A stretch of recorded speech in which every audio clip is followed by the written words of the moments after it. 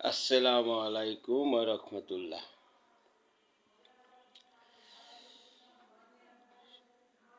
দেশের রাজনীতি, ক্ষমতার জন্য মানুষ কি করতে পারে তার জন্য কিছু কথা বলার জন্য বসিলাম। বিষয় হলো জিন্দাওলি, সাক্কাতলি এবং কনেললি আর হলো শালপাকলি, তিন অলি এক কান হইছে নির্বাচনী জোট বাঁধিছে, কিন্তু সাক্কাতলির যেই চির বদনাম আছে আর শালপাকলির কথা নাই বললাম, কিন্তু কনেললি সাহেব তো একজন মুক্তিযোদ্ধা, বীর বিক্রম। সেই ব্যক্তি ক্ষমতার জন্য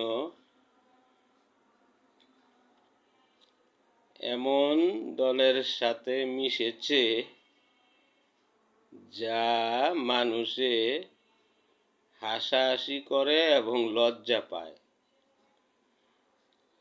আর তারপরেও সেই দলের মিজে থেকে উনি বিএনপিকে এই ওসিয়ত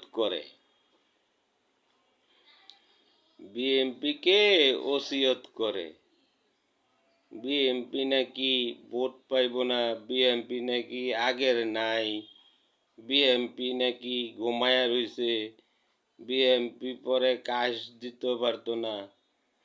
উনি কথা বলতাছে, কিন্তু উনি নিজে ওই যে গুয়ের মিজে পাড়া দিয়ে দাঁড়িয়ে রইছে, সেটা না দেখা উনি অন্যজনের ময়লার চিন্তা করে, অন্যজনের পরিষ্কারের চিন্তা করে।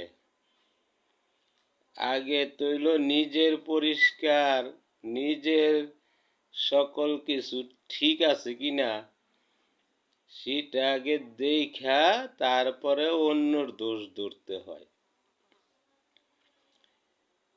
সারা জীবন সৎ থাইকা এবং সারা জীবন এত সুন্দর জীবন গইরা এবং সারা জীবন এত বড় সম্মান অর্জন কইরা সাধারণ এমপির লোভে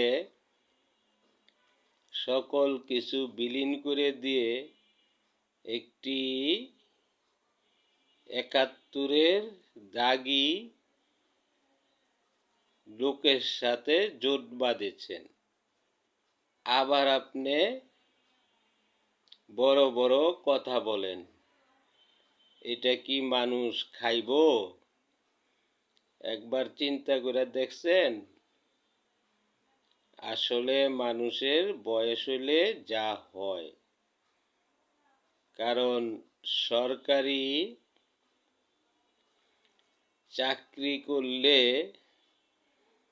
৫৩ বছর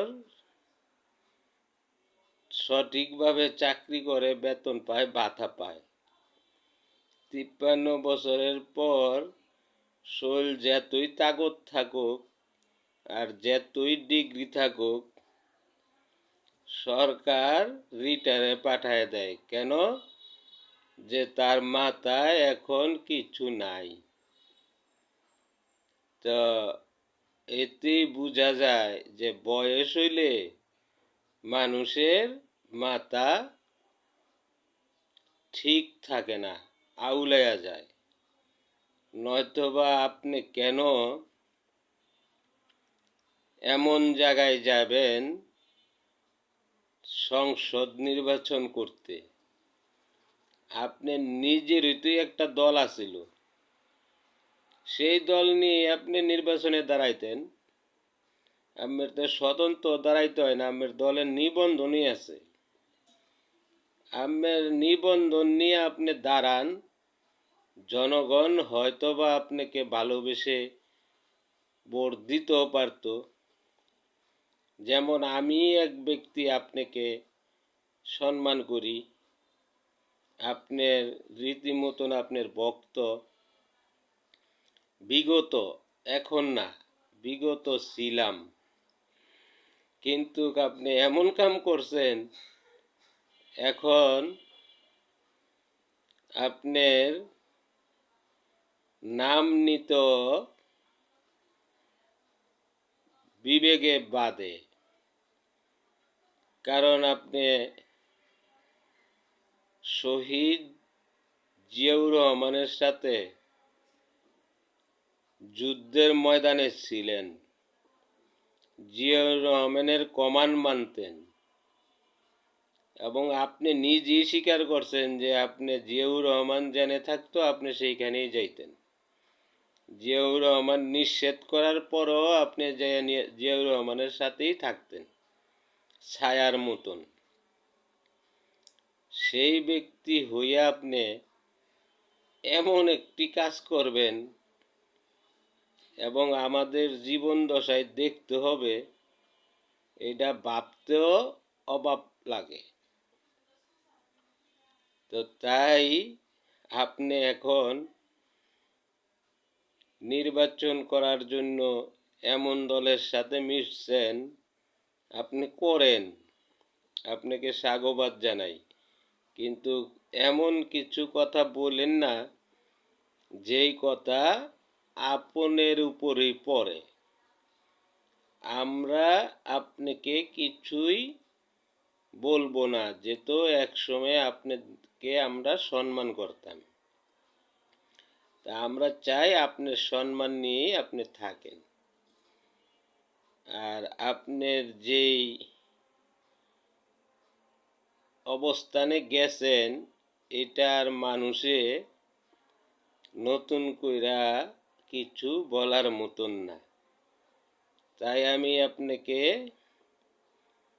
ক্ষুদ্র মানুষ হিসাবে বলি, আপনি যেই অবস্থানেই আছেন থাকেন, কিন্তু বিএনপিকে নিয়ে এমন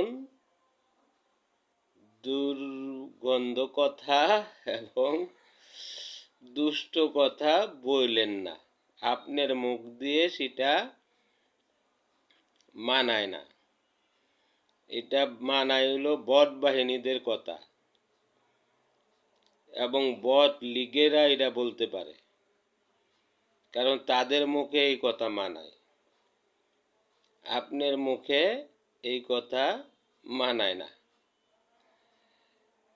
এই আমি জনতার খবর চ্যানেল থেকে এতটুকুই আজ মতামত দিলাম।